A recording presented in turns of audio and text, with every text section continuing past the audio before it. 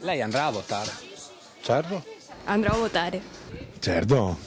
Mogliano si prepara al voto per le amministrative di maggio con una certezza. Il primo partito in Italia, quello dell'astensionismo, qui sembra destinato alla sconfitta.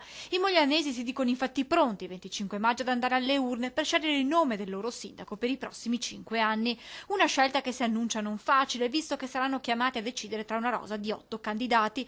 Per molti cittadini, chiara espressione di democrazia. C'è democrazia, sì.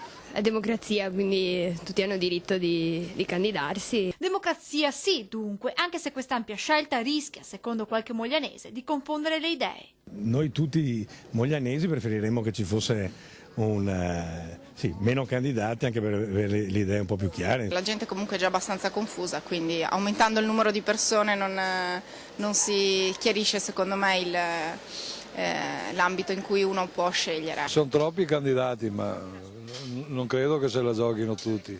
8 candidati per 16 liste in totale a sostenerli, uno in meno rispetto al momento della presentazione, visto che nelle ultime ore la Commissione elettorale provinciale ha escluso Forza Italia per una irregolarità formale in uno dei moduli di presentazione della lista. Il partito ha già presentato ricorso al TAR entro 3 giorni la decisione.